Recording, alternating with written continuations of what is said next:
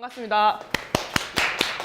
저도 그 강의를 조금 쉬었다가 오랜만에 하는데 괜찮아요. 제가 신촌대에서 강의 좀 잘하기로 소문났나 봐요. 저는 몰랐는데 그 운영위에서 그렇게 말을 하더라고요. 그래서 저는 가벼운 마음으로 왔습니다. 그래서 오늘은 제가 혹시 그 제 강좌 소개하는 동영상을 보고 오신 분 있으세요? 동영상을 보셨다. 안 보신 분들도 많고. 알겠습니다. 포스터도 본 적이 없다. 그분은 없으시고 포스터는 보고 오셨고. 알겠습니다. 포스터에 보면 제가 강의를 이제 4가지로 소개를 해놨어요. 이때 저희가 1강에 들어가서 어떤 식으로 제가 이 수업이 진행될 건지 말씀을 드리도록 하겠습니다. 어떻게 오셨는지 되게 궁금하네. 무엇을 기대하고 계시는지에 대해서. 일단 제 소개를 좀 하고 그 다음에 본격적으로 강의에 들어가면서 우리가 대체 여기 왜 오셨는지, 제가 다음 주부터 어떤 식으로 제가 예상하고 있는 게 맞는지, 진행을 어떻게 하면 좋을지, 어떻게 하면 좀 효율적으로 다들 원하는 것을 좀 얻어 가실까, 이런 걸 좀 나눠보겠습니다. 네, 이게 제가 이거 커야 너무 크네요. 네, 제가 이렇게 클 줄 알았으면 제 사진을 이렇게 크게 안 넣었을 텐데 저희 회사 직원이 제가 사진을 고르고 있는 걸 보더니 이거 배경을 없애주겠다. 그러니까 배경을 어두운 걸로 깔아라. 그래서 제가 젊은 애가 시키는 대로 했습니다. 젊다기보다 어린 애가 시키는 대로 했는데 저는 2010년대 들어와서 계속 글을 썼어요. 기자 준비를 계속하고 그러니까 일반 제약회사의 홍보 인턴으로 계속 일을 하다가요. 한겨레에 입사를 했습니다. 그래서 기자로 2년 조금 넘게 생활을 했어요. 그래서 교육 섹션 기자로 계속 있었고요. 느린 뉴스 섹션이라서 주로 그 짧은 단신 기사보다는 반면에서 한 면, 많게는 한 면 반 넘어가는 커버 기사들을 주로 2년 동안 썼습니다. 특히 교육 섹션에만 중심을 둬서 썼기 때문에 지금도 교육 관련 콘텐츠를 계속 만들고 있고요. 현재는 그 사단법인 미래교실 네트워크라는 그 미래교육 고민하는 비영리 사단법인에서 여러 가지 일을 합니다. 뭐 국제 업무, 뭐 글쓰기 업무, 콘텐츠 업무, 뭐 취재 디자인, 뭐 여러 가지 일들을 하면서 잡부로 살고 있습니다. 제가 이런 일을 했다는 걸 알고 오신 거죠? 다행이네요. 다행이네요. 여기 와서 저런 일 했을 줄 몰랐다고 모르시는 분이 없어서 다행입니다. 제가 이 한겨레 다니면서 있었던 많은 이야기들이나 그 중간중간 있었던 글쓰기를 둘러싼 많은 에피소드들은 중간중간에 제가 맛깔나게 공유해 드릴게요. 아주 재밌는 것들이 많았습니다. 저희 강좌는 이렇게 4개로 구성되어 있어요. 제가 동영상에서 말씀을 드렸었는데 이 흐름을 조금 설명을 해드릴게요. 그냥 오늘은 아주 가볍게 들어갈 거예요. 많은 분들이 글쓰기를 할 때 사실 제일 실수하는 이유가 이거예요. 이거. 의식의 흐름대로 써서. 머릿속에서는 그게 되게 좋았는데요. 글로만 옮기면 개떡같이 보이는 그런 마법이 우리 사회에 매일 일어나고 있습니다. 여러분의 삶 속에 SNS에 글을 써도 올려놓고 보면 오타가 보이고, 올려놓고 보면 문장이 말이 안 됩니다. 그리고 나는 교수님이 하라는 대로 다 했는데 레포트를 쓰면 C뿔이 나와요. 이유를 알 수가 없어요. 그리고 사람들은 관점이 뭔지 모르겠대요. 이유를 알 수가 없습니다. 왜냐면 제 머릿속에 있었을 때는 관점이 완벽했거든요. 그런 식으로. 그리고 뭐 이런 문제들도 있죠. 되게 머릿속에는 정리되지 않은 말들이 막 떠다니고 이 말들만 모아놓으면 기깔나게 좋은 글이 될 것 같은데 막상 글을 올려놓고 보면 제가 글에다 똥을 쌌습니다. 이렇게 되는 경우가 되게 많아요. 그래서 우리가 그런 것들을 어떻게 하면 막을 수가 있을까? 기본적으로 우리가 글을 쓴다는 거는 머리에 생각을 옮기는 것이긴 하지만 형태가 완벽하게 달라요. 그런 것들을 어떻게 인지하고 그 차이를 어떻게 하면 조금 좁혀갈 수 있을까에 대한 구체적인 잘 모르시는 방법들을 제가 전해드리려고 하고요. 그것을 고치는 과정에 있어서 우리가 생각이나 습관, 글쓰기에 대해서 갖고 있는 편견, 이런 것들을 좀 격파해야 될 것이 있어요. 그래서 그런 것들을 저희가 2강에서 한번 톱어보면서 오늘은 의식의 흐름체를 강의를 하면서 제가 나중에 예시를 들어드릴 거예요. 이런 게 의식의 흐름체로 나오는 글들이다. 여러분이 아주 익숙하실 것들을 조금 모아봤고요. 생각을 습관을에 가서는 저희가 구체적으로 수업 시간에 조금 더 연습을 해볼까 해요. 연습을 해서 본인 생각을 제가 주제를 몇 가지 주고 저랑 같이 각자 글을 쓰고 이렇게 얘기를 하면서 어떤 식으로 우리가 조금씩 짧은 글이라도 한 3-4줄 글을 쓰더라도 어떻게 하면 여기는 구성이 잘 됐다 이런 글을 쓸 수 있을까? 그게 작은 단위부터 연습을 해야 저희가 나중에 큰 것들의 구성을 짜고 큰 틀에서 글을 바라보는 연습을 할 수가 있어요. 그렇게 해드리고 3번 같은 경우는 이건 문장력 강의인데요. 기본적으로 본인이 머릿속에 있는 것들을 글로 옮기기 시작하는 것이 익숙해졌고 무엇이 읽기에 편한 글인가에 대한 생각이 섰다면 문장력을 다시 한번 톱어볼 필요가 있어요. 문장력은 사람들이 읽기 편한 문장, 본인의 생각을 어떻게 구성하는지, 어떻게 하면 내가 말하고 싶은 말을 잘 전달하는지에 대한 기술이에요. 그거는 기본적으로 이것은 글이다. 이것은 뭐 문제가 없는 글이구나 라는 상태가 완성됐을 때 문제가 없는 글에서 어떻게 하면 읽기 좋은 글이 되는가까지의 과정이거든요. 거기에 문장력이 아주 큰 힘을 발휘하기 때문에 문장력 특강을 조금 세게, 여기 3강이 조금 빡세요. 그래서 3강을 좀 세게 해드리고 4강에서는 우리가 누구나 교과서에서 배웠던 서론, 본론, 결론의 구조, 서론, 본론, 결론을 개요를 다 짰는데 이제 글을 써요. 글을 쓰다 보면 제가 짜놓은 개요가 어디 갔는지 모르겠죠. 그래서 그걸 어떻게 하면 갖고 올 수 있는가. 사실 서론, 본론, 결론이 굉장히 글쓰기 좋은 구조예요. 근데 그것을 우리가 진짜 글을 썼을 때 그대로 활용할 수 있는가? 그걸 우리가 잘 활용하고 있나? 이 국민교육 과정에서 누구나 한 번씩은 들어봤을 이것이 정말 우리가 잘 써먹고 있나? 이거에 대해서 우리가 고찰을 해보면서 이 마지막에 제가 주제를 하나 드리고 글을 짧게 반장 정도의 글을 써보시고 그리고 제가 나중에 이메일로 종강을 축하하면서 간단한 첨삭을 해드리는 것으로 마무리하려 합니다. 질문 있으신가요? 수업 진행은 이렇게 됩니다. 혹시 제가 말이 너무 빠른가요? 괜찮으시죠? 네. 그러면 의식의 흐름체를 들어가 보도록 하겠습니다. 의식의 흐름체는 사실은 진짜 있는 말이에요, 여러분. 의식의 흐름체라는 말이 정말 있어요.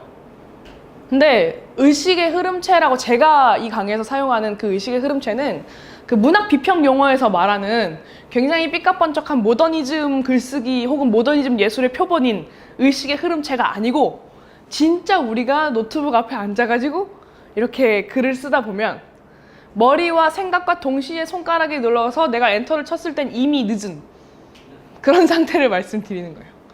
그래서 내가 머리로는 분명히 말이 되는데 글로만 옮기면 말이 안 되는 여러 가지 문제가 있어요. 맞춤법 문제도 있을 수 있고요. 혹은 생각보다 손가락이 빠른 분들이 있어요. 성격이 좀 급하면, 저도 좀 그런데 성격이 좀 급하면 내가 생각을 하는 것보다 제 손가락이 더 빨라요. 그래서 막 오타가 많이 나죠. 그런 사람들이. 저도 그래요. 오타가 많이 나요. 오타가 많이 나서 오타를 지우는 내 자신이 짜증나기 시작해요. 이미 써서 넘어갔어야 되는데 내 생각은 이미 절로 가고 있어요. 근데 저는 여기서 오타를 지우느라 시간을 허비하고 있다는 사실이 날 답답하게 만들죠. 근데 그런 상황들에서 일어나는 많은 것들이에요. 의식의 흐름체는 사실 제가 정의하는 의식의 흐름체를 설명드리면 이래요. 사실 다들 알아요. 제가 무슨 말을 하는지 모두 알고 계시죠? 모르겠다 하시는 분 있으세요? 모르겠다 하시는 분? 내가 제가 갑자기 와가지고 기자 출신인데 와가지고 글쓰기 강의를 하러 와서 관념 얘기나 하고 의식 얘기나 하고 있으니 너무 짜증이 난다 이렇게 하시는 분들 있으신가요? 추우셔가지고 다들 괜찮으세요? 제가 아직 아이스 브레이킹이라도 할까요? 사실 제가 좀 웃긴 사람이에요, 여러분. 제가 좀 이렇게 개그 욕심이 있어요. 그래서 농담 따먹기도 좀 많이 하려고 하고 이게 어차피 강의는 따분해요. 어차피 강의는 따분할 수밖에 없어요. 그래서 제가 원래 하는 일은 완전한 일방향의 강의 형식의 교육은 이제 종말의 시대를 맞고 있구나 라는 것을 시작으로 해서 제가 교육혁신 운동을 하고 있는 것인데 제 강의가 그래서 고민을 많이 했어요. 강의식을 하지 말까. 근데 어쩔 수 없어요. 어차피 온라인 강의도 나가거든요. 어떻게 할 거냐고. 그래서 강의를 하되 개그를 치자. 저는 스탠드업 코미디 같은 그런 강의를 한번 해보기로 했습니다. 그래서 제가 원맨쇼를 한다고 생각하시고 저희 원맨쇼가 여러분이 집으로 돌아가실 때는 SNS에 한 번쯤 글을 다시 올릴 때 내가 잘 썼는가? 하고 한 번쯤 다시 확인해 보실 수 있는 그런 정도의 여운으로 남았으면 좋겠습니다. 아무튼 참고를 해주시고 이해하시죠? 근데 이 의식의 흐름체가요, 되게 많은 기능을 해요. 예를 들어 이런 거. 내가 하는 글쓰기를 어렵게 만들어요. 내가 글을 쓰는데 내 생각으로 하는 거랑 내 글이 다르니까 이 경험이 자꾸 맞닥뜨리게 되면서 글쓰기가 어려워지는 거예요. 나는 뭐가 문제인지 모르는데 글을 썼을 때 뭔가 아니야. 나는 괜찮은 것 같은데 남들은 뭔가 아니라고 하고. 특히 이제 이런 이 입시를 거친 많은 사람들은 이제 논술 같은 걸 썼을 때 사람들이 쉽게 생각해요. 논술은 그거 숫자로도 안 보이고 객관적인 지표로도 안 보이니까 평가의 객관성이 떨어지는 거 아니야? 이렇게 생각하죠. 사실 저는 제 개인적인 생각으로는 이런 생각들이 글쓰기를 잘 이해하지 못하게 만들어버린 이 공교육의 큰 폐해라고 생각합니다. 왜냐면 글쓰기도 얼마든지 평가가 될 수 있어요. 잘 쓴 글이다. 이건 설득이 잘 되는 글이다. 이건 논거가 열심히 잘 쓴 글이구나. 이거 문장이 참 읽기 편하네? 이런 것들이 얼마든지 지표로 나오는데 우리는 그냥 글쓰기가 이게 잘 쓴 글이고 저게 잘 쓴 글이 아니고라는 거에 대한 명확한 교육을 받지 못했고 그런 거에 대한 경험을 할 기회가 적었기 때문에 우리는 쉽사리 글쓰기가 객관적인 지표가 아니라고 생각하게 됩니다. 그리고 글쓰기가 재능이라고 생각하죠. 글쓰기가 재능이라는 이 허위의식은 저 같은 사람한테는 아주 슬픈 거였어요. 저는 글쓰기에 재능이 있는 사람은 아니었어요. 글쓰기를 좋아하는 사람이고 글쓰기를 잘하고 싶은 사람이었지 글쓰기에 재능이 있는 사람은 아니었어요. 하지만 제가 기자 출신이잖아요. 특히 또 긴 글을 쓰던 기자예요. 이게 긴 글을 쓰는데 매번 그렇게 단신 기사들처럼 딱딱하게 쓸 수가 없어요. 어쩔 때는 휴머니즘도 넣어야 되고 어쩔 때는 썰도 풀어야 되고 있는 거 없는 거 다 긁어가지고 지면을 채워야 되고 그럴 때가 많아요. 그러면은 어떤 것을 넣어야 기사의 품위에 걸맞는 글이 완성이 되는가에 대한 고민을 좀 많이 했었는데 제가 기자가 되고 나서 딱 3개월 만에 느꼈어요. 제가 레포트 점수가 왜 안 좋았는지. 왜 안 좋았는지. 제가 4년 동안 제가 국어국문학과를 나왔거든요. 4년 동안 국어국문학과를 다니고 제가 사회학을 이중 전공했습니다. 그래서 국어국문학과 사회학, 소위 말하는 인문학 2개를 서울주요대학에서 전공을 했던 제가 182학점을 이수하고 졸업을 해서 되게 많이 들었는데 학점이 나쁜 것들만 쌓여가서 결국 평량평균이 낮아지고 저는 레포트 점수가 늘 구렸어요. 근데 제가 어떻게 기자가 됐을까요? 저도 몰라요. 근데 한 3개월 해보니까 알겠더라고요. 대학 교육에서 배우지 내가 등록금을 몇백만 원씩 쳐내고도 배우지 못했던 것이 현장에서 느끼게 되는구나. 내가 기자로 일을 하게 되니까 제가 대학 1년, 2년 다니면서 배웠던 많은 것들보다 훨씬 빠르고 급속도로 제가 성장을 한다는 걸 느끼게 되는 거예요. 그냥 이제 이렇게 600자, 1200자 이런 단신 기사는 눈 감고 40분이면 쳐내는 이런 신의 경지에 다다르게 돼요. 왜냐면 당장 내일이 마감이고 신문은 나가야 되거든요. 근데 그런 상황들에 몰리면서 이렇게 글을 쓰는 방법을 내가 알았더라면 내가 장학금을 받지 않았을까? 그럼 지금 학자금 대출 빚에 시달리지 않아도 되고 훨씬 더 대학생활을 재밌게 했을 텐데. 그래서 저는 굉장히 많은 돈과 시간을 대한민국 공교육과 대학교육에 투자하면서 제가 얻은 것에 대해서 교육에 대한 문제의식과 실무형 인재의 절실함 그런 것들을 느끼게 됐습니다. 그래서 여러분들에게도 꼭 얘기하고 싶어요. 여러분, 이게 절대 어렵지 않아요. 누구나 할 수 있는 일이에요. 이게 꼭 극한 상황에서만 발현되는 능력들이 아니에요. 어떤 원리를 이해하고 제가 글을 쓸 때 어떠한 태도로 일할지에 대한 애티튜드의 문제인 거예요. 그냥 글을 쓸 때 딱 앉아서 레포트를 쓸 때 우리가 제일 먼저 하는 생각이 뭐죠? 하기 싫다. 이거 하기 싫다. 이거 내일까지 해야 되는데 됐다 하기 싫다. 이거 해야 되니까 하는 거다. 이게 첫 번째 생각이고요. 두 번째 생각은 책을 읽었는데 기억이 안 나요. 뭘 써야 될지 모르겠어요. 일단은 이걸 읽고 레포트를 써와라 라고 하는 문제가 있다고 가정했을 때 우린 이것을 읽었지만 레포트는 못 쓰는 상황이죠.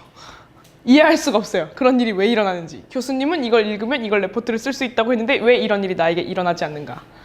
그래서 저 고찰을 하기 시작하죠. 대체 어떻게 써야 되나? 그리고 목차를 뒤지기 시작합니다. 그 어느 쪽이 조금 더 발췌할 만한 것들이 있는지 막 찾아요. 그래서 일단은 여기다 포스트잇 플래그를 붙여놓고 글을 시작하려고 합니다. 일단 주제가 있으니까 써야 될 주제가 있으니까 이러저러한 주제를 가지고도 한 문단을 만들어내는 기염을 토하게 돼요. 사실 아무 내용이 없는데 제가 이따가 예실에 제가 대학교 3학년 때 썼던 레포트의 일부를 발췌해 왔어요. 저는 걔가 무슨 말을 하는지 몰라요. 이따 읽고 저랑 같이 제 과거를 비웃어 주시면 되겠습니다. 그렇고요. 제가 이게 의식의 흐름체가 글쓰기를 어렵게 만드는 것, 그런 거리감을 주게 하는 것, 내가 쓰는 글이 잘 됐는지 안 됐는지 모르는 이 미지의 세계라는 것에 대해서 다들 이해를 하신 건가요? 질문은 있으신가요? 없으셨으면 좋겠네요. 감사합니다. 이게 문제예요. 의식의 흐름체대로 글을 쓰는 것도 문제지만 이 의식이 내 맘대로 안 되는 것도 문제예요. 이게 글을 쓰다 보면 자꾸 딴 생각을 하게 됩니다. 이게 글을 쓰다가 이렇게 앉아가지고 커서가 깜빡깜빡하는 백지를 보고 있는 것만으로도 저한테 공포예요. 근데 일단 그것을 다 쓰고 어떻게든 세 줄을 5줄로 늘리고 5줄을 7줄로 늘리면서 우리는 3장짜리 레포트니까 3장을 채우는 것에 의의를 둡니다. 그래서 계속 써나가요. 계속 써나가지만 중간중간에 기억이 안 날 때 난 여기서 뭐 하고 있는 건가? 나의 자괴감 이런 것들, 그리고 나의 귀찮음, 배고픔, 그리고 술 땡김 이런 것들이 이제 많은 방해 요소를 만들어내요. 그래서 결국에는 내 의식인데 내 맘대로 안 돼서 내가 좀 힘들어지는 그런 상황을 맞이하게 돼요. 그게 이제 의식의 흐름체의 큰 문제 중에 하나고요. 마지막으로는요. 이게 아주 현실적인 문제예요. 내 머릿속에선 말이 돼요. 근데 내가 써놓으면 말이 안 되는 것처럼 보여요. 근데 이걸 남 보여주잖아요? 그럼 어떤 애는 말이 된다 그러고요. 어떤 애는 말이 안 된다 그래요. 기준이 없어요. 그럴 때 보통 교수님은 말이 안 된다 그래요. 내가 기사를 그렇게 써놓으면 꼭 독자들이 말이 안 된다 그래서 항의 전화가 옵니다. 내가 뭔가 문서를 써가지고 제가 생각했을 때는 이렇게 쓰면 사람들이 이렇게 이해하겠지? 이렇게 써요. 아무도 그렇게 이해하지 않습니다. 그렇게 이해한 사람 나밖에 없어요. 근데 남들 보여주자고 쓴 글이에요. 그게 문제예요. 우리는 이 글을 누가 읽는지에 대한 생각을 안 하고 글을 써요. 그냥 글을 쓰는 거에 의의를 두죠. 근데 이게 사실 SNS 시대로 넘어오면서 조금 많이 바뀌었어요. 제가 지금 이 글쓰기에 대해서 저는 이거의 기준을 기본적으로 남이 보는 글, 나 혼자 보는 글이 아니라 남에게 보여주고 공개하는 글에 대해서를 중점을 맞추고 쓰고 있어요. 만약에 그게 아니라 나 스스로를 만족시키는 글을 쓰고 싶으신 분은 사실 제 강의랑 맞지 않아요. 일기장에 쓰시면 돼요. 일기장에 쓰시고 내가 보기에 내가 똑똑해지는 단어와 문장들을 늘어놓으시면 됩니다. 이따가 보여드릴 제 레포트의 일부가 바로 그런 거죠. 제 레포트를 제가 대학교 2, 3학년 때니까 거의 10년이 넘었네요.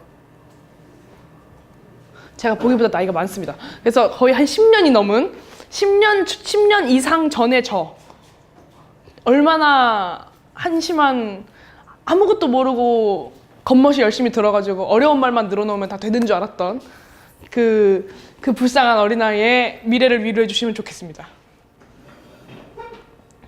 네. 의식의 흐름체에는 그래서 사실은 남들이 보기에는 조금 문제예요. 사실은. 왜냐하면 제 머릿속에는 계획이 있어요. 이걸 이렇게 쓰고 저걸 저렇게 쓰고 이걸 이렇게 해서 사람들이 이렇게 읽게 만들어야지. 하지만 그런 일이 일어나지 않죠? 제가 계속 말씀드리죠. 내가 생각했던 그런 일은 일어나지 않아요. 제가 머릿속을 생각을 안 하고 글을 썼을 경우에 일어나지 않아요. 제가 지금 말씀드리는 것은 막 3줄, 4줄짜리 SNS형 문장을 이야기한다기보다는 기본적인 스토리텔링의 과정을 말씀드리고 있어요. 조금 더 긴 글, 조금 더 설득하기 좋은 글, 사람들을 오랫동안 내 글에 붙잡아 놓는 글. 사실 요즘에 얼마나 빨라요. 신문 기사도요. 한 문단만 읽고 읽기 싫으면 치워요. 왜냐면 재미가 없거든요. 요즘은 굉장히 원초적인 시대예요. 재미가 있는 글과 재미가 없는 글에 대한 반응이 엄청나게 갈립니다. 그리고 사실은 제가 기자할 때 얼마나 재밌는 일이 많았냐면 제가 기사를 쓰고 저희 팀에서는 이러한 의도로 글을 썼어요. 하지만 댓글 전쟁은 다른 곳에서 일어나요. 댓글 전쟁은 저희가 전혀 예상하지 못했던 그런 부분에서 일어나요. 예를 들어 그 기자들도 그래요. 사실 기자들은 대중을 상대로 글을 쓰는 게 전문적인 사람들이에요. 그러니까 어떤 것들이 대중에게 어필을 할 수 있을지를 계속 고민을 하거든요. 글만 쓰는 게 아니라. 근데 예를 들어 제가 이런 글을 쓴 적이 있어요. 그 대입 논술 전형을 비판하는 글이었는데 대입 논술 전형이 진짜 웃겨요. 그 예전에는 더 웃겼어요. 제가 기자 생활하던 2013년, 4년 이럴 때는 논술이 대입에서 논술 비중을 늘리면 정부는 사교육을 조정한다고 대학을 엄청 뭐라고 해요. 근데 대학 입장에서는 아니 정부가 시행하는 수능으로는 애들 못 뽑는다 이렇게 얘기를 해요. 그래서 논술을 해야 된다. 근데 이거 학교 수업 잘 들었으면 논술 다 할 수 있다 이렇게 말을 해요. 대학 입장에서는 그게 맞는 말입니다. 하지만 학부모 입장에서는 학교에서 논술을 써본 적이 없는데 대학에서 논술을 갑자기 쓰라고 하니까 어디에 연습을 시켜야겠고 밖에 나가면 학원밖에 없어서 일단 학원에다 보내요. 그러니까 사교육을 조장한다는 거죠. 그럼 다시 정부가 대학에 말을 합니다. 아니 야 이것 봐. 니네가 논술을 이렇게 자꾸 비중을 늘리니까 학부모랑 학생들이 전부 학원으로 간다. 이거 사교육 조장이다 라고 하고 사교육 시장에서는 대학 논술에 답이 있다고 얘기를 합니다. 대학 논술은 답이 있다. 이러고 자기들이 막 열심히 막 써요. 그럼 시장이 이렇게 커지죠. 오 답이 있나 봐 이러고 우르르 갑니다. 답은 없어요. 답이 있나 봐 이러고 우르르 가요. 그래서 학원 강사들은 또 이렇게 얘기를 해요. 그럼 대학은 미치고 팔짝 뛰는 거예요.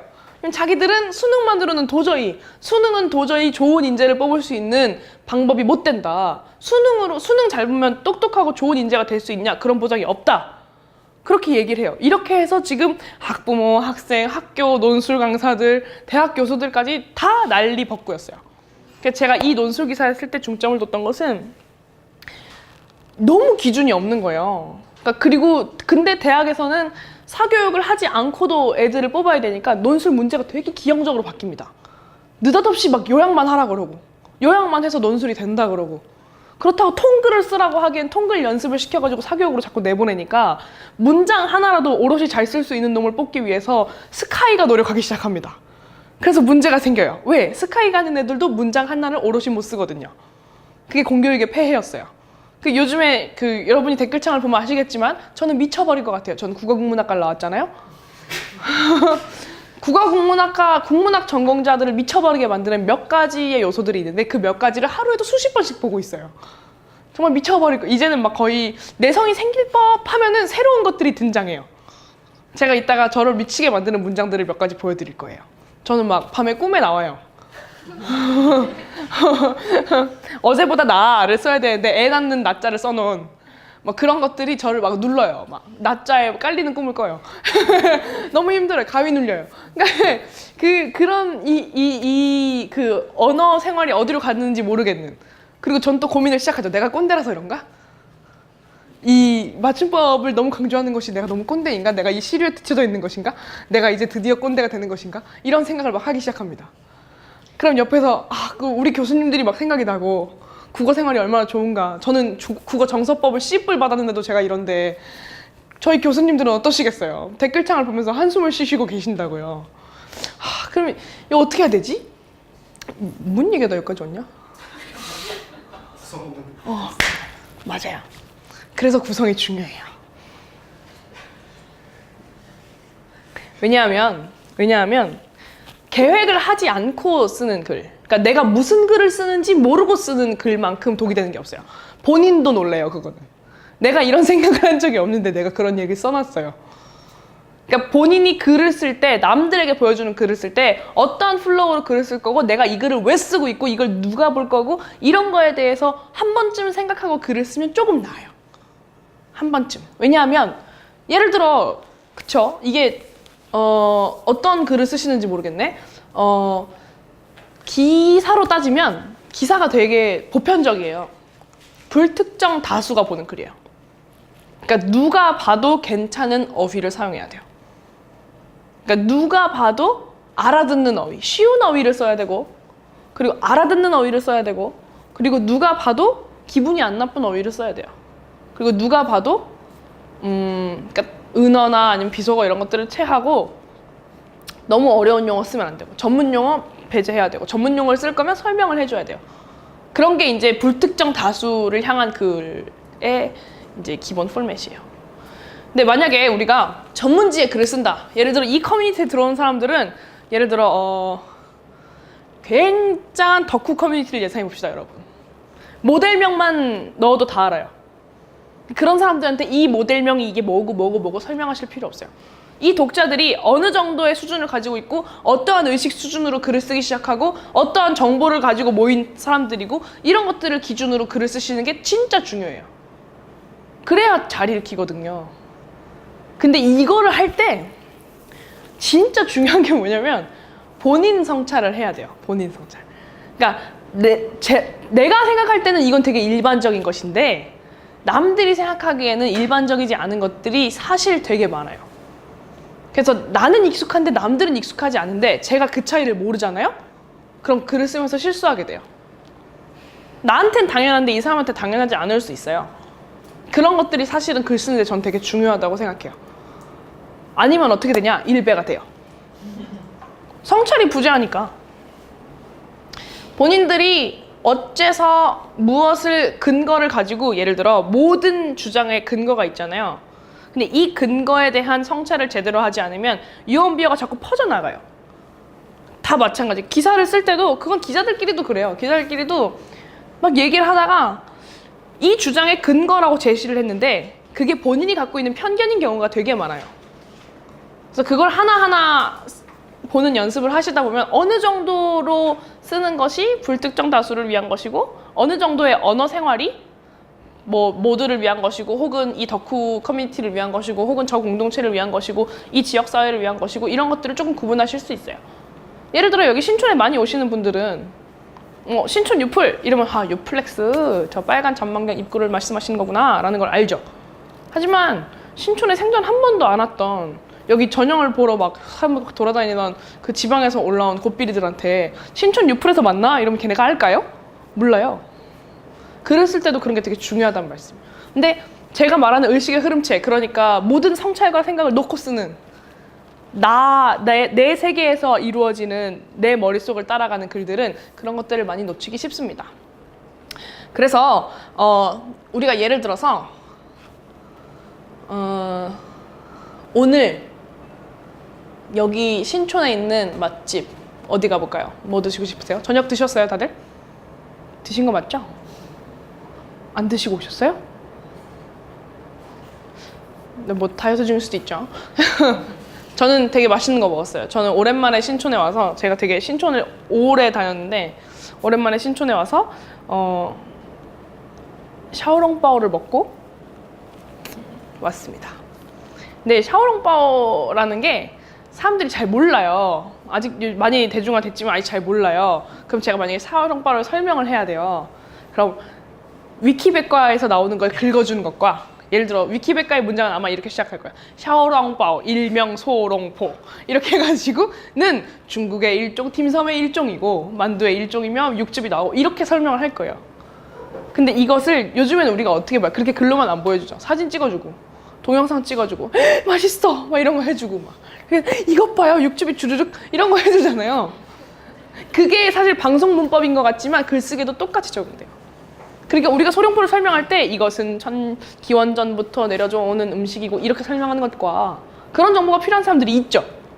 그렇게 설명하는 것과 우리가 글을 쓸 때 소룡포 단상이라는 글을 쓸 때 첫 문장이 이렇게 시작하는 거죠. 하얀 껍질을 찢었는데 고기 국물이 흥건히 흘러나왔다. 뭐지? 그 다음 문장이 궁금해지는 것들. 이런 것들은 사실 고민하면서 쓰는 것들이에요.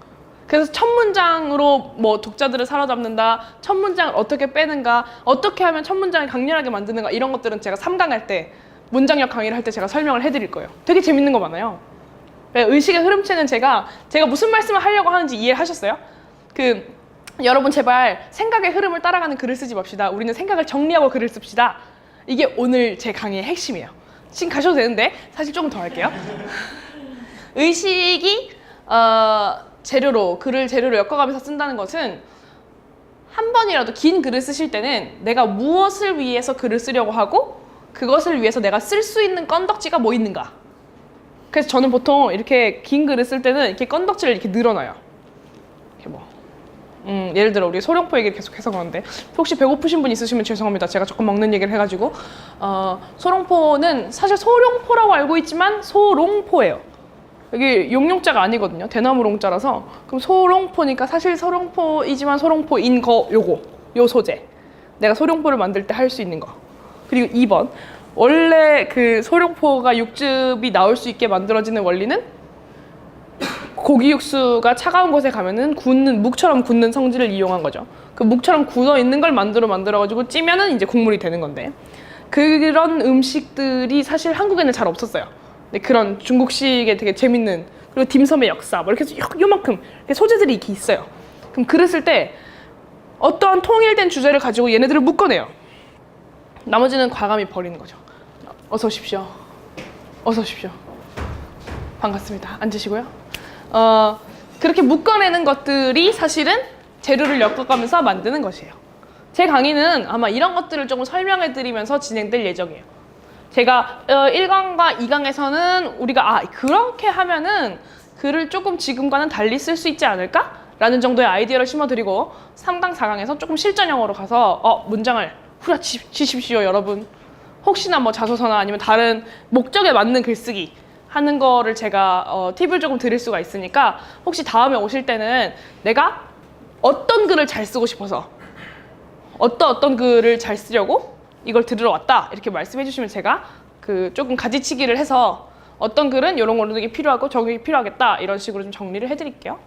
그러면 도움이 되셨으면 참 좋겠네. 이게 연습하면 돼요. 신기하죠?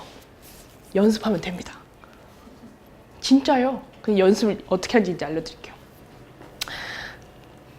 의식의 흐름체는 제가 아까부터 말씀하시면 여러분 제발 생각 없이 글 쓰지 맙시다 라고 하고 있는 거잖아요. 제가 지금 아까부터 계속 제가 한 번 더 쓰려고요.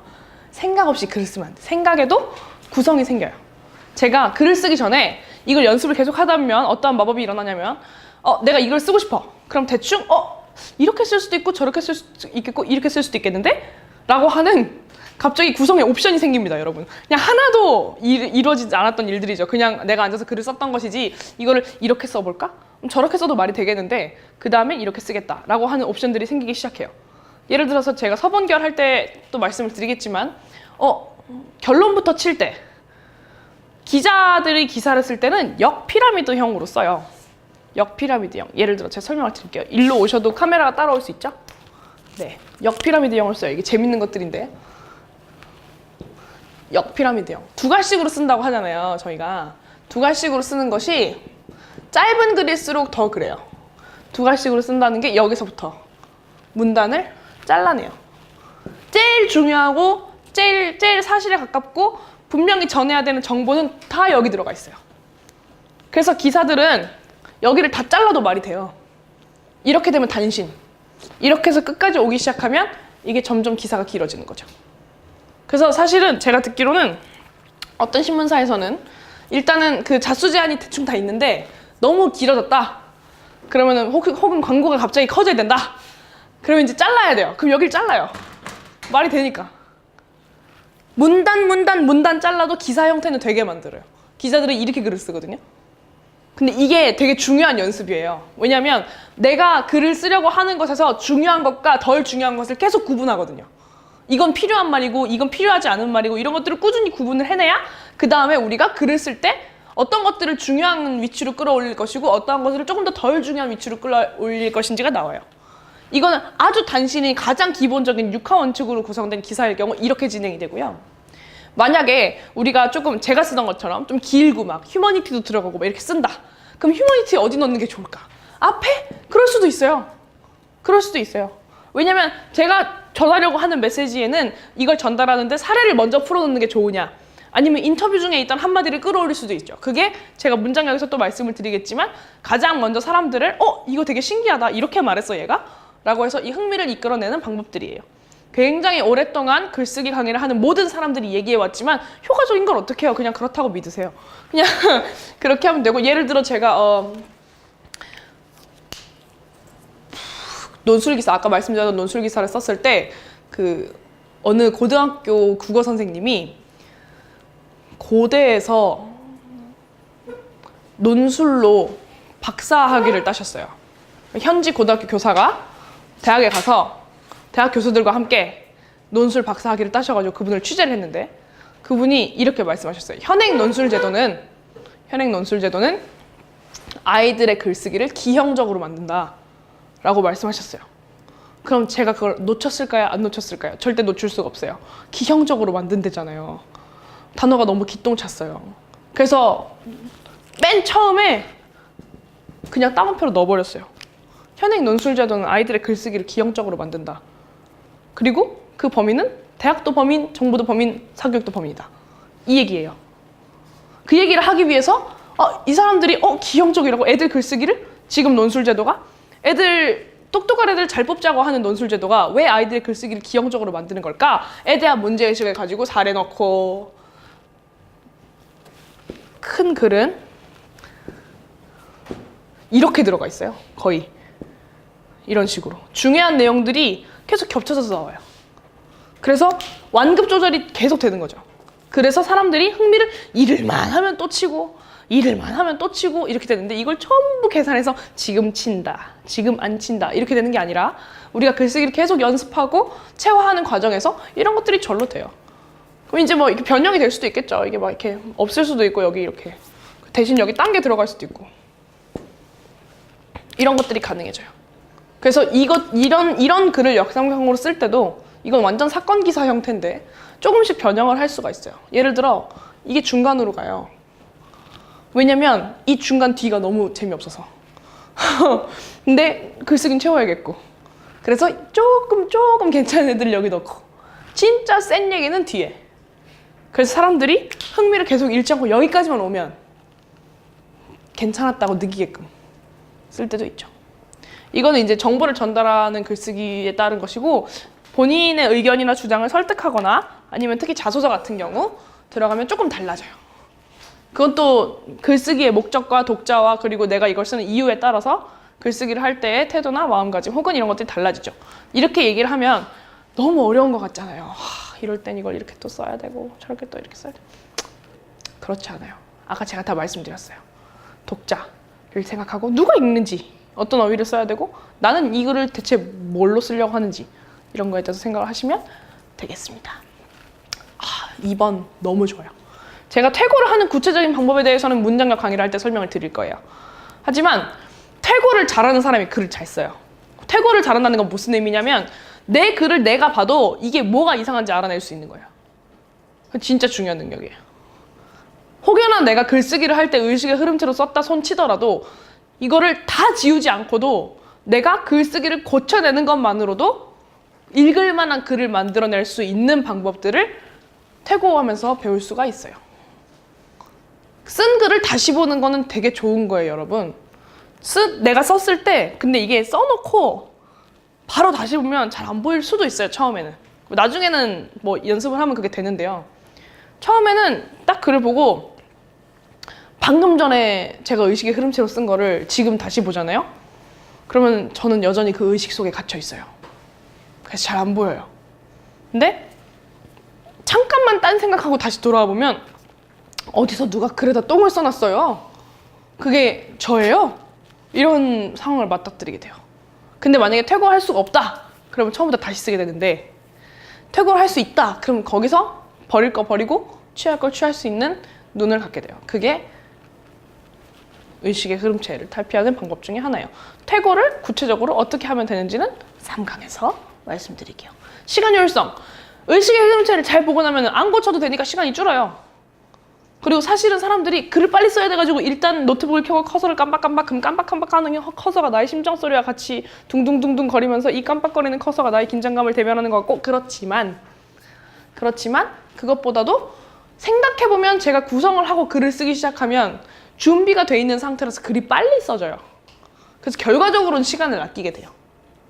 이런 것들을 체험하실 수 있으면 좋겠어요. 그걸 체험하실 수 있으면 그 다음부터 글쓰기는 괜찮아지거든요. 재밌어져요. 왜냐면 글쓰기는 재능이 아니라 테크닉이라서 그래요. 사실 사람들이 마음을 조금만 열어주면 너무 어렵다는 생각만 버려주면 나도 할 수 있다는 생각만 해주면 얼마든지 할 수 있고 그리고 그걸 할 때 우리가 글쓰기를 할 때 생각하고 막 글을 쓰는 걸 잘 안 해봤어요. 글을 어떻게 써야 되는지 생각 안 해봤어요. 무엇을 쓸지에 대해서 매번 생각을 하죠. 우리는 늘 소재와 주제에 집착해요. 근데 그것을 어떻게 써야 할지는 잘 몰라요. 그런 것들을 제가 조금씩 알려드릴게요. 그러면 자연히 자신감이 상승하죠. 이 자존감 부재의 시대입니다, 여러분. 모두가 자존감이 부족해서 스스로의 자존감을 높이기 위해서 나도 자가 힐링해야 되고 나를 위한 선물을 해야 되고 내가 맛집을 찾아가야 되고 내 셀카가 예쁘게 나와야 되는 그런 시대예요. 그런 시대에서 우리는 글쓰기를 기똥차게 하는 것만으로도 요만큼의 자존감을 회복할 수 있어요. 글쓰기는 사랑입니다, 여러분. 여러분이 글쓰기 안에서 사랑을 체험하셨으면 좋겠어요. 종교인 같네요. 또 뭐가 있을까? 글쓰기를 하면서 좀 힘들었던 경험도 있으세요? 이럴 때 글쓰기가 좀 어려웠다? 말을 안 하기로 작정하신 건가요? 쓰기 싫은데 억지로 써요. 그렇죠. 쓰기 싫은데 억지로 써야 할 때. 너무 힘든 일이에요. 글쓰기를 해야 되는데. 왜 쓰기 싫었을까요? 누가 시켜 쓰는 거라서? 근데 그게 되게 중요해요. 근데 쓰고 싶어 쓰는, 저 기자였잖아요. 저도 한 주는 쉬고 싶어요. 저도 제가 쉬기 위해서 신문이 하루 쉬었으면 좋겠어요. 근데 그게 잘 안 돼요. 글 쓰는, 좋아하는 걸 일로 하면 안 된다고 하잖아요. 너무 힘들었어요. 근데 재밌었어요. 그러니까 이게 늘상 글쓰기가 쓰고 싶을 수는 없어요. 근데 내가 쓰기 싫으면 왜 쓰기 싫지? 그러니까 쓰는 행위가 싫은 건지 아니면 내가 이걸 쓰게 만든 다른 주체가 싫은 건지 이런 것들을 좀 생각해 보시면 재밌을 것 같아요. 뭐였을까요? 전 놓치지 않아요. 약간 과제 같은 거나 학보사 기자할 때 네. 약간 내가 이 소식에 알리는 걸 좋아하지 않는데 써야 한다고 하실 때 약간 그 억지로 쓰는 그쵸. 제가 대학에서 돈 준다고 총장 인터뷰를 자꾸 나가라고 하는 거예요. 대학들이 이제 그 입시 시즌이 되면은 주요 신문에 이제 광고를 실어요. 그 총장 인터뷰가 대문짝 나가거든요. 쓸 게 없어요. 쓸 게 없는데 제 이름을 걸고 기사라고 나가야 되는 거예요. 왜? 원래 언론은 광고로 먹고 살잖아요. 돈 많이 주는 사람들이 언론을 지배하게 되어 있는 구조가 태생적으로 그래요. 태생적으로. 그리고 한겨레는 그때 정말 돈이 없었어요. 그래서 광고를 늘려서라도 기사를 자르는 상황이었거든요. 그러니까 제가 얼마나 쓰기 싫었겠어요. 제가 봤을 때 별로 좋은 대학 교육도 아니에요. 근데 신입생들한테는 어필할 것만 같아요. 그리고 네임밸류가 있어요. 써야 돼. 그래서 저는 생각했어요. 이걸 잘 쓰면 기자를 그만둬도 대학 홍보국에 자리가 날까? 그런 마음으로 썼습니다. 신문사가 어떻게 될지 모른다. 신문사가 앞으로 망할지도 모른다. 특히 우리 회사는 망할 것 같다. 어떻게 하면 좋을까? 나라도 입을 덜어드려야 되는 것인가? 내가 입을 덜어드리는 것이 이 언론계의 발전에 도움이 되는 것인가? 아니면 지금 열심히 써서 나중에 이 대학 홍보국에 여기 돈 많이 주는 것 같은데 홍보국에 입사를 할 때 제가 그때 이 신문에 이걸 쓴 기자입니다 라고 말하는 게 좋은가? 이런 생각을 하면서 이유를 만들어내곤 했습니다. 그 마음 이해합니다. 좋은 거는 쓰기 싫죠. 그쵸. 레포트 쓸 때 되게 싫어요. 근데 레포트 쓸 때도 되게 하기 싫은 건 이유가 있는 것 같아요. 예를 들어 누가 시켜서 하기 싫은 것도 있고 문제는 뭘 써야 될지 모르겠는데 자꾸 쓰라고 하는 게 싫고 그리고 책을 읽으라고 했는데 그 책도 이해가 안 되는데 책을 읽고 뭘 써야 된다는 사실이 날 힘들게 하고 그리고 특히 전 자소서가 진짜 쓰기 싫더라고요. 그래서 요즘엔 자소설이라고 하잖아요. 내가 어떻게든지 입사를 하기 위해서 다양한 내 안에서 나를 갈기갈기 찢어서 그 안에 있는 요만큼을 이만큼으로 만들고 내가 생각할 땐 이런 게 훨씬 좋은 거였는데 여기선 별로 안 좋아할 것 같으니까 그걸 요만큼으로 줄이고 이런 것들을 계속 하게 되죠. 내 스스로 이렇게 찢어가지고 이렇게 재배치하고 근데 그렇게 해서 열심히 썼는데 재배치해도 안 돼. 그러니까 그럼 이제 자괴감에 빠지게 되죠. 그래서 제가 25살 땐가?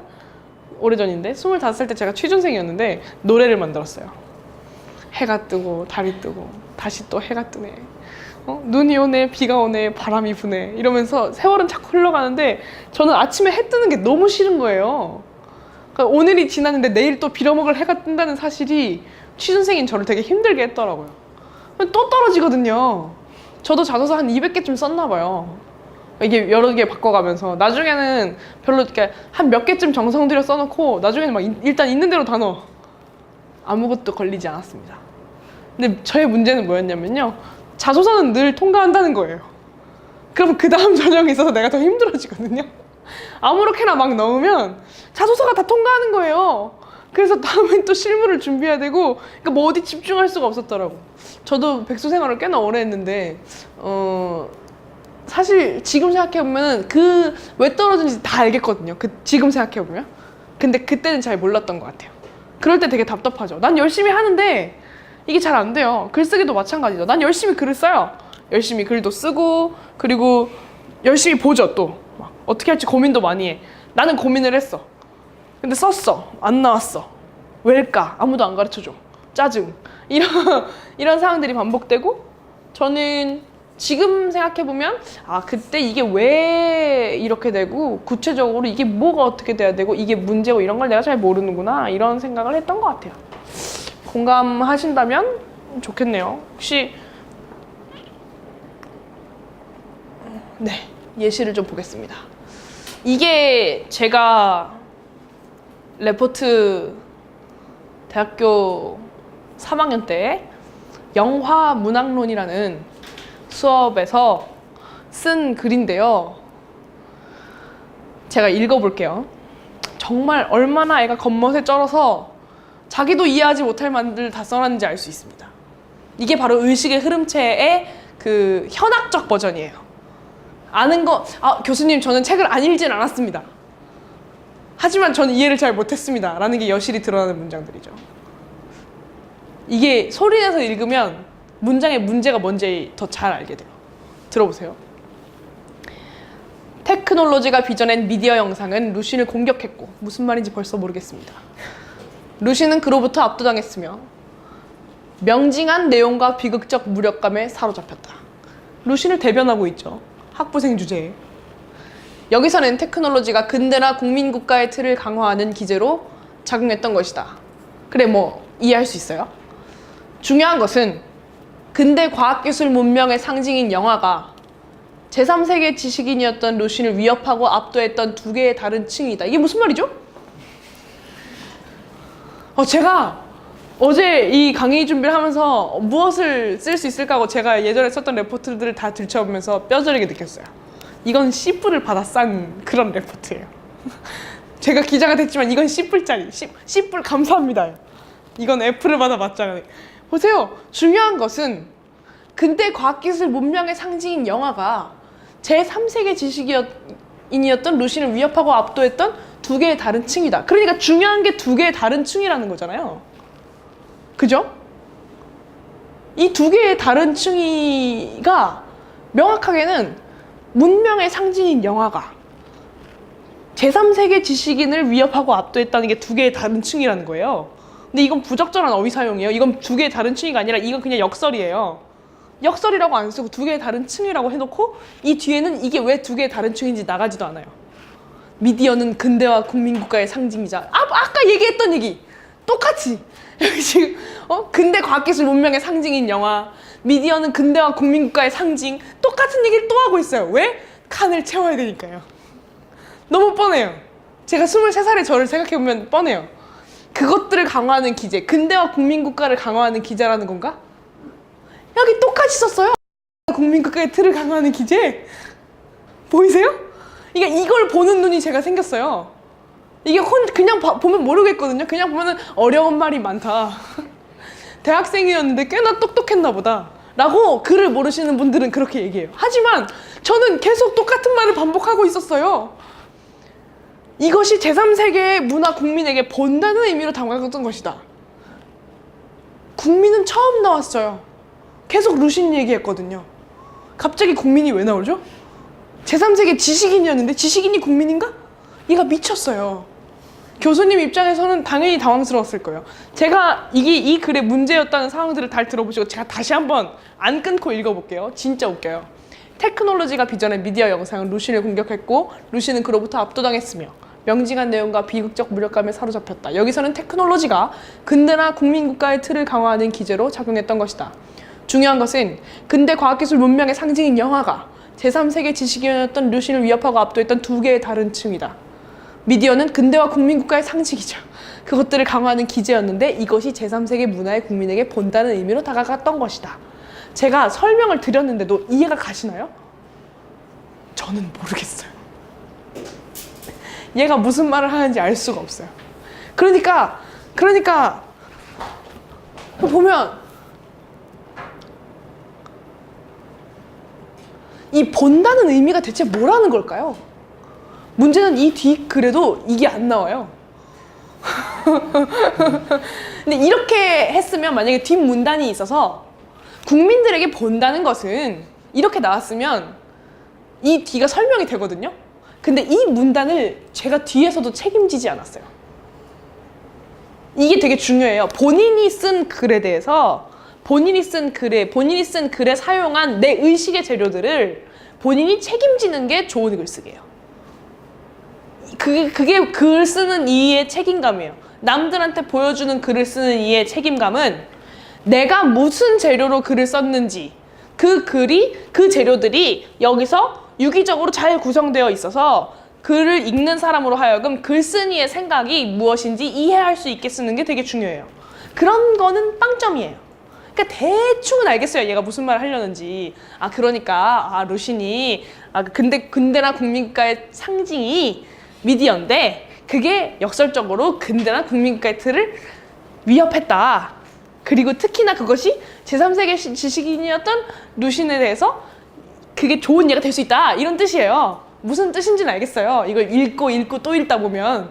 근데 절대로 그런 내용들을 잘 구성하지 않아요. 제가 만약에 이걸 다시 쓰잖아요?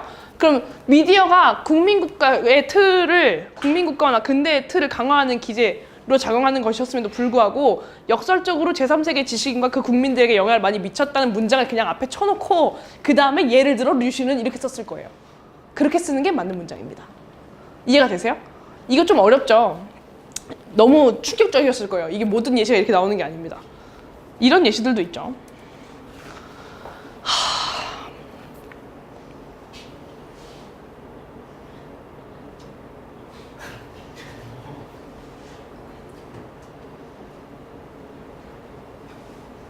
무슨 말인지 모르겠습니다.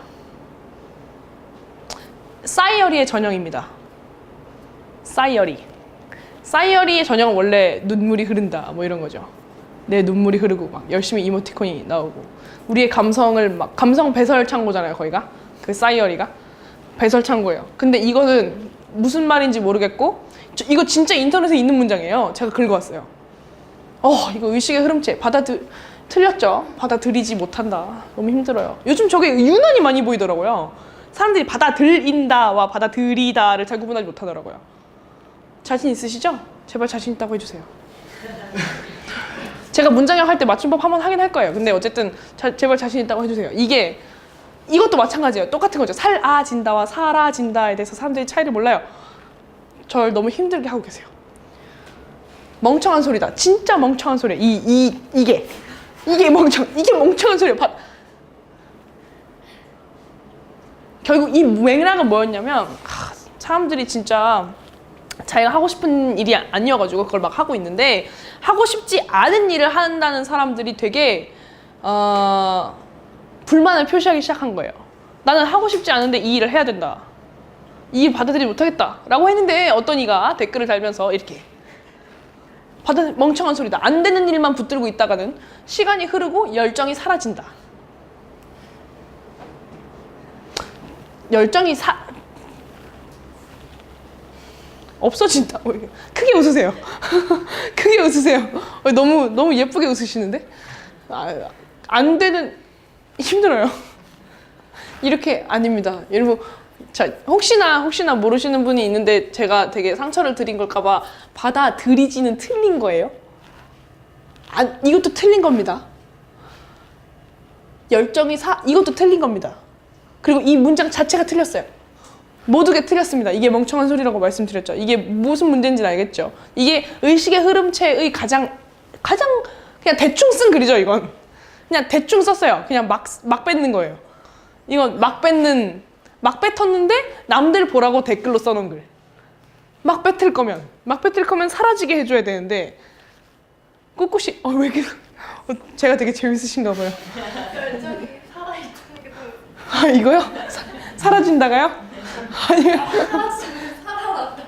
그러니까 이게 열정이 살아나는 건지 사라지는 건지 알 수가 없죠. 되게 좋아하시네. 큰일 났어요. 여기저기 물 좀 주세요. 아니, 그러니까 그리고 제가 설명해드린 맥락에 따르면 이 댓글이 적절치도 않아요. 그러니까 멍청한 소리라고 했으면 받아들이지 못한다고 해서 그걸 계속 하지 말라는 게 아니라 그래도 붙들고 있어야지. 한번 붙들고 있어 봐라. 이렇게 얘기를 해야 말이 되거든요. 근데 안 되는 일만 붙들고 있다가는 시간만 흐르고 열정이 그럼 멍청한 소리가 아니네. 받아들이지 못하면 금방 나와야 되네. 그죠? 그러니까 그게 다른 거예요. 얘는 진짜 웃겼어요. 제가 이걸 또 나오나 모르겠네. 다음은 제가 지금 하고 있는 그 사단법인 미래교실 네트워크에서 하는 그 행사를 하고 나서 저희 아래 직원이 저한테 죄송해요. 마이크를 만졌네요. 제가 아래 직원이 저한테 말해준 거예요. 유미쌤 이거 좀 봐주세요. 이러고 저한테 이런 글을 줬습니다. 참가팀들을 만나러 온 방문객들로 인해 아침부터 북적북적했습니다. 미래교실 네트워크 이대식 대표님께서 어색함을 깨기 위한 아이스 브레이킹을 하시면서 페어가 막을 올렸습니다. 어린이와 어른이 손이 한데 모인 위아래 게임. 이어진 미래교실 네트워크 정찬필 사무총장님의 강연에서 사채수프가 만들어진 배경과 의미에 대해 소개해 주셨습니다. 사채수프는 거꾸로 교실에서 소통과 협력을 체득한 친구들이 공감하는 문제를 찾고 해결해가는 프로젝트입니다. 이상한 거 찾으신 분? 그거 좀 어렵죠? 말이 되는 것도 같고 안 되는 것도 같고.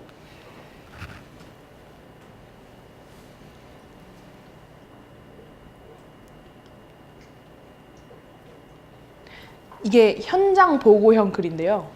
그러니까 예를 들어 우리가 뭔가 행사가 있었으면 그걸 막 블로그에 와 이런 일 있었습니다. 와 너무 좋았어요. 여러분 너무 재밌었겠죠? 이게 목적인 글이에요. 그러면은 이런 글의 가장 중요한 특징은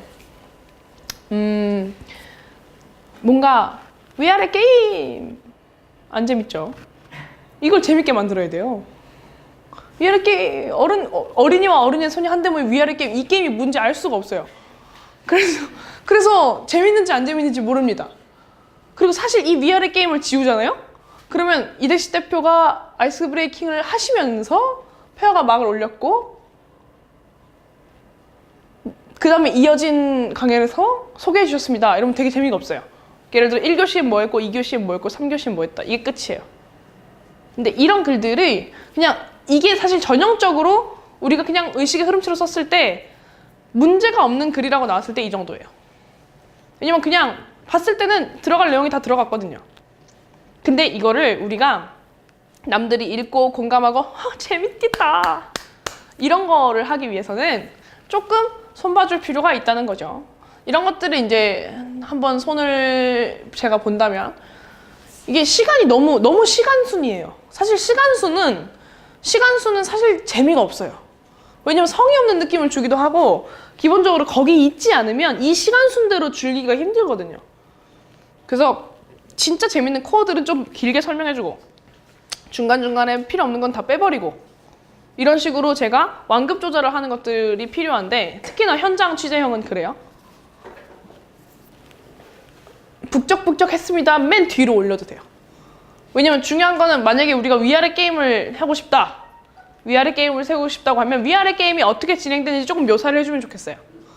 예를 들어서 뭐 손바닥을 어떻게 치는 게 위아래 게임이라던가 이게 위로 올리고 아래로 올리고라던가 그게 너무 길게 설명이 돼서 힘들 것 같으면 차라리 그 현장에서 감탄사를 하나 끌어오든가 아니야 틀렸잖아 뭐 이런 것들을 끌어와서 사람들을 뭐 게임이라도 하고 있구나 라는 느낌을 머릿속에라도 주든가 네, 그런 장치들이 필요해요. 그런 장치들을 적절한 곳에 넣는 것이 사실은 글쓰기예요. 그러니까 그냥 이 장치들을 이렇게 넣고 저렇게 넣고 해서 고민 해봐야지 라고 하는 것들을 머리를 굴릴 수 있게 하는 것이 글쓰기입니다. 그래서 마찬가지 이대식 대표님께서 정찬필 사무총장님의 강연에서 소개해 주셨습니다 라고 하는 것이 거기서 하는 우리 직원이니까 대표와 사무총장에게는 존칭을 써야겠죠. 근데 남들을 상대로 쓴다면 굳이 안 써도 되긴 해요. 그래서 우리가 늘 압존법을 얘기하지만 미래실 네트워크 이재식 대표의 아이스 브레이킹으로 페어가 막을 올렸습니다. 해도 끝나요. 이렇게 쭉 길게 안 써도 돼요. 아이스 브레이킹 뭔지 알아요? 어색함을 깬다. 아이스 브레이킹 중복 표현이에요. 그러니까 이런 것들도 사실 중복 표현인데 이런 것까지는 사람들이 잘 못 보거든요. 다 역전함만 중복 표현인 줄 알아요. 왜냐면 교과서에 그렇게 나오거든요. 어색함을 깨기 위한 빼고 어린이와 어린이 손 빼고 이어진 미래실 네트워크 정찬필 사무총장의 강연에서는 너무 길죠. 앞이 주어가. 여기도 마찬가지예요. 앞에는 미래기술 네트워크 똑같이 시작하고 여기도 또 이어진 미래기술 네트워크 이렇게 시작하면 힘드니까 이걸 그냥 지워버리고 이어지는 강연에서는 미래기술 네트워크 정찬필 사무총장 2 해서 주어와 수어의 위치를 바꿔주는 것도 도움이 돼요. 이런 경우의 수를 볼 수 있는 능력이 퇴고력이고 글쓰기를 한 능력이고 글쓰기의 테크닉이고 그래요. 그런 것들을 가르쳐 드릴 거예요. 그게 진짜 쓸모가 있거든요. 갑자기 나오죠. 사체수가 만들어진 배경과 의미에 대해 소개를 해주셨는데 이 뒤에는 사체수프의 정의에 대해서 설명이 되어 있어요. 이런 걸 고칠 수 있는 눈을 잘 해봤으면 좋겠어요. 제가 열심히 도움이 되도록 노력할 건데 도움이 안 되면 꼭 말씀해 주셔야 됩니다. 그래서 사체수프가 만들어진 배경과 의미에 대해 소개를 해주는 게 아니라 그냥 이걸 다 지우고 이어진 강연에서 미래교실 네트워크 정찬필 사무총장은 사체수프가 따옴표 거꾸로 교실에서의 소통과 협력을 체득한 친구들이 공감하는 문제를 찾고 해결하는 프로젝트라며 설명했습니다. 끝! 이렇게 하면 됩니다. 그러면 되게 깔끔해져요. 무슨 말씀인지 아시겠죠? 꼭 이렇게 고치지 않아도 돼요. 다양하게 바꿔도 돼요. 사체수프의 정의가 바로 앞으로 나가도 되죠. 참가팀을 만나러 온 방문객들로 인해 아침부터 북적북적했습니다. 참가팀이 누구였을까요? 나오지 않았습니다. 그래서 쟤는 날려버렸어요. 저는 잘 날려요, 문장을. 짧게 만들고. 그래서 기자할 때 좀 힘들었어요. 왜냐면 레포트랑 똑같이 채워야 되는 자수가 있어서 날리다 보면 취재한 걸 자꾸 넣어야 돼서 인터뷰를 하나라도 더 해야 되고 그래서 제가 스스로 제 발목을 자꾸 잡더라고요. 그런 것들이 좀 힘들었네요. 무슨 말씀인지 아시겠어요? 제가 무슨 얘기를 하려고 하는지? 아시겠어요? 혹시 질문 있으세요? 진짜요? 진짜요? 질문 없으세요? 있는 것 같은데. 없어요? 있는 눈도 아니고 없는 눈도 아니야. 그럼 막간을 이용해서 왜 오신 거예요? 전 그걸 좀 물어보고 싶어요. 왜 오셨는지 오늘 제가 알아가야 다음 주부터 어떻게 강의를 준비해 올지 제가 머리가 서요. 어떠세요? 나는 이게 안 돼서 왔다. 나는 이거 하려고 왔다. 나는 취미로 왔다. 강사가 예쁘더라. 다 좋아요. 말씀하세요. 진짜요? 저 그럼 막 제 맘대로 해요.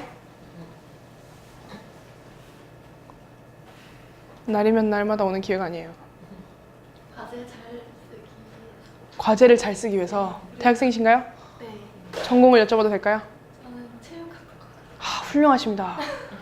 제가 체육학과 나오신 분들 아주 존경해요. 근육 이름을 외워야 되거든요. 체육학과 훌륭한. 좋습니다. 체육학이 되게 매력적인 학문이에요. 제가 시간이 되면 꼭 배우고 싶은 학문이었는데 이게 되게 신기해요. 어깨가 아픈데 우리 몸은 어깨가 아픈데 여기 근육을 단련하면 어깨가 안 아파진대요. 그래서 제가 되게 친하게 지내는 아는 형님이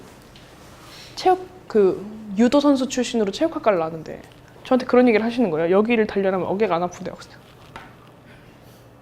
이러고 있었어요. 되게 신기하다고 생각했어요. 왜냐면 글쓰기도 똑같거든요. 내가 글쓰기를 못하는 이유는 내가 글을 못 써서가 아닌데 사실 습관이 있거든요. 본인 글쓰기의 습관. 누구나 본인 글쓰기가 갖고 있는 습관이 있어요. 저도 제가 잘 쓰는 어휘가 있어요. 그러니까 제가 옛날에 썼던 여행기나 SNS에 몇 년 전에 썼던 것들이나 이런 걸 들춰보면 나만 잘 쓰는 어휘가 있어요. 저는 예를 들어 예컨대를 되게 많이 써요. 예컨대 니라니라 잘잘 예컨대 니라 잘자. 그리고 전 맥락이란 표현도 되게 많이 써요. 그리고 저는 제 배경이 그래서 그런지 몰라도 남들이 잘 안 쓰는 어휘를 막 써요. 그럴 때가 있어요. 근데 그런 걸 쓰면서 제가 막 희열을 느끼는 거예요. 이 단어가 나로 인해 살아있다. 쓰는 사람이 없으면 없어질 단어들이 내가 써니까 살아있다. 이런 변태 같은 느낌도 좀 들고. 과제는 똑같아요. 교수님은 제 글을 똥이라고 생각하지 않으시면 됩니다. 말이 되게 쓰시면 돼요. 그거는 도움이 될 거예요. 또 과제가 있다. 혹시 자소서 쓰시는 분? 아하, 자소서 쓰시는 분. 네, 수고 많으십니다. 왜 옆에 손 드시는 건가요? 자소서 도 쓰시는 건가요? 저요? 네. 네, 이제 써야 돼요. 이제 써야 되시는 겁니까?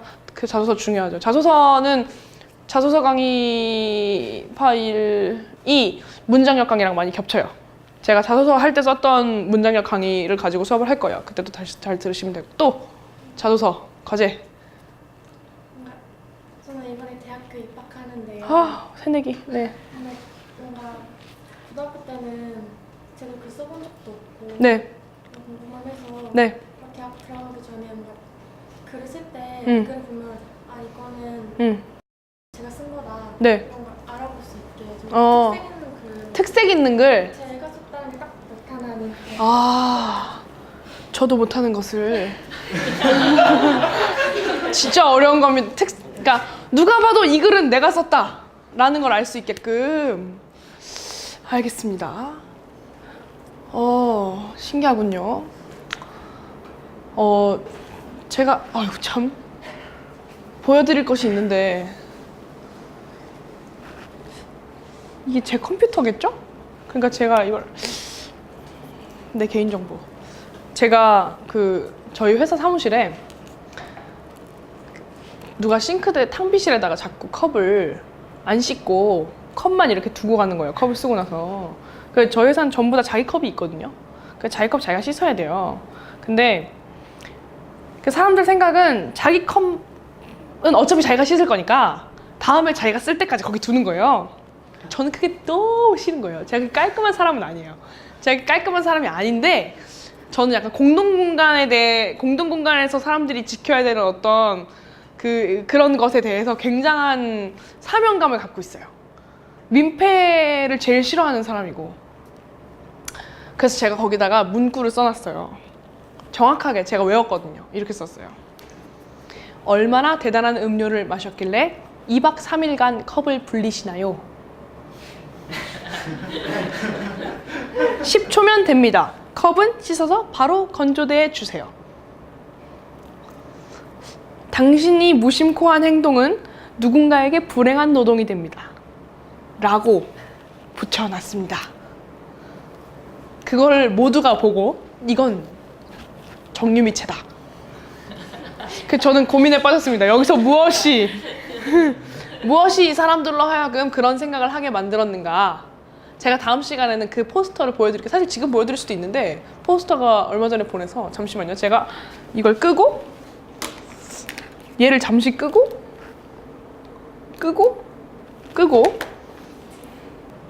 됐습니다. 이렇게 썼습니다. 제 말이 맞죠? 이게 저희 회사 탕비실에 붙어있는 제 글이에요. 이걸 보고 저희 회사 사람들이 전부 정유미가 썼다 이렇게 말씀을 하셨습니다. 그래서 저는 그럴 리가 없다. 이게 그렇게 티가 나나? 라고 했는데 그 다음에 저희 회사에서 문제가 생겼어요. 제가 하고 싶은 말은 다 들어갔죠. 욕하고 상황 지침 주고 나 기분 나빴다 이렇게 쓴 거죠. 근데 저희 회사 화장실이 남녀 공용이에요. 한 칸밖에 없어요. 근데 스타트업이라 근데 그래서 남자들도 쓰고 여자들도 써요. 근데 그 변기 뚜껑이 다 올라가 있는 거예요. 자꾸 너무 싫어하거든요. 진짜 너무 싫어해요. 왜냐면 그리고 막 다 튀어 있고 막 너무 싫어요. 이 상황이 너무 화가 나는 거예요. 그래서 제가 이렇게 썼습니다. 이렇게 써서 또 붙였어요. 그런데 저랑 친하게 지내는 저랑 맨날 같이 취재팀으로 다니는 촬영 감독 형님이 화장실에 다녀오더니 유미쌤, 네 화장실에 갔더니 경고 문구가 유미체로 돼 있네. 저는 아닌 척 했습니다. 아닌데요? 아니긴 뭐가 아니야. 여기 똑같아요. 구조가 똑같아요. 자, 내가 원하는 거. 네가 이 짓 했다.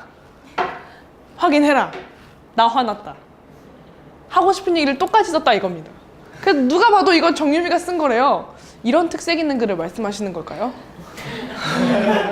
이게 특색 있는 글 때문에 제가 이걸 보여드리려고 이렇게 했는데 결국에 경고문구도 똑같아요. 할 말을 다 해야 되거든요.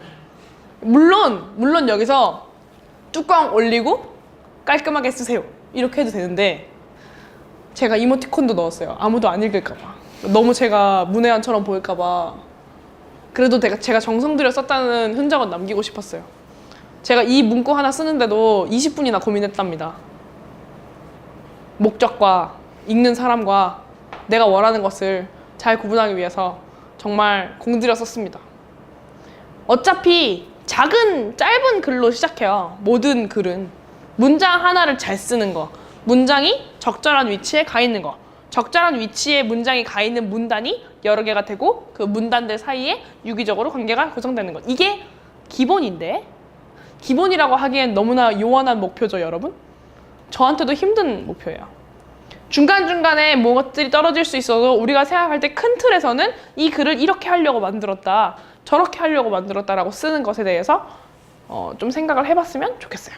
그게 제가 이 강의를 하면서 오늘 의식의 흐름체를 하면서 여러분한테 그런 말씀을 드리고 싶었던 거예요. 제가 오늘 정말 해드리고 싶었던 말씀은 글쓰기는 테크닉이라서 본인들이 원하는 것들을 본인들이 원하는 방법으로 이룰 수가 있어요. 그런데 이게 아무나 잘 안 가르쳐줘가지고 아무나 잘 안 가르쳐줘가지고 어떻게 글을 잘 쓰게 해야 되는지 잘 모르세요. 근데 제가 기자 준비할 때도 기자 준비하는 애들끼리 와도 잘 몰라요.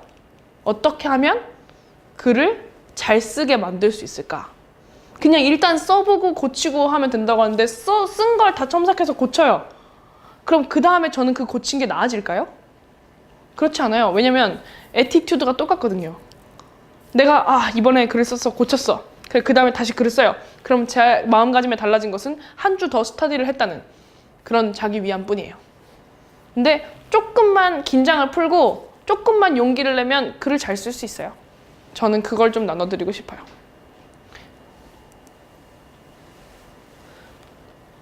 오늘 강의는 여기까지 해보려고 합니다. 어떠세요?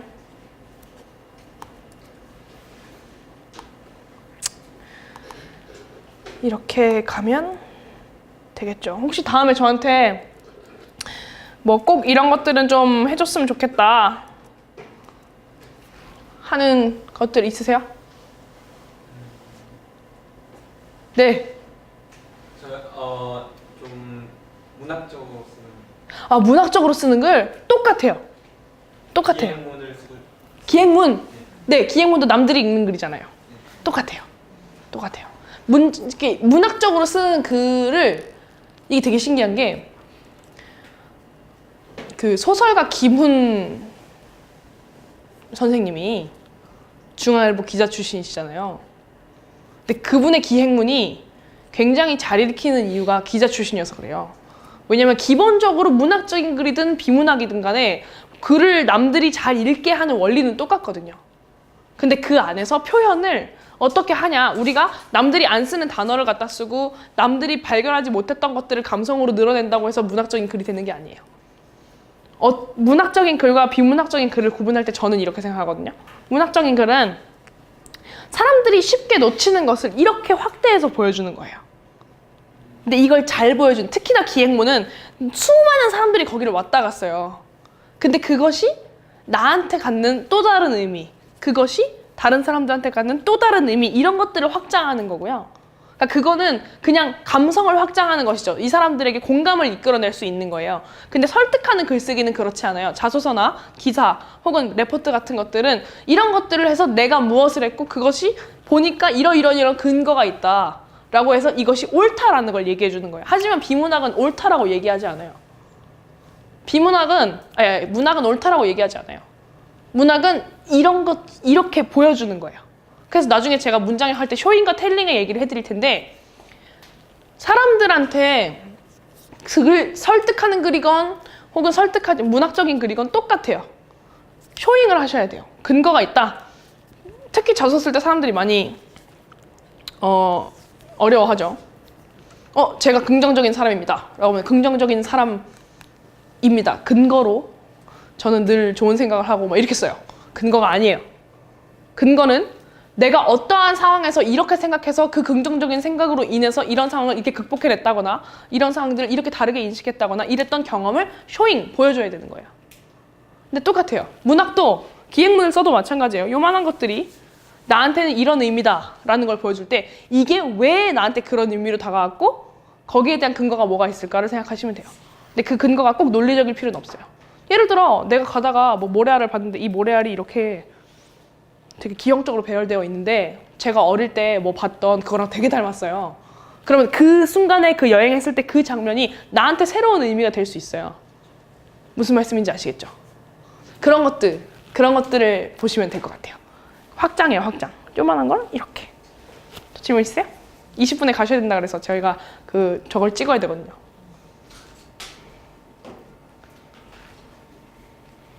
감사합니다. 1강 마칠게요.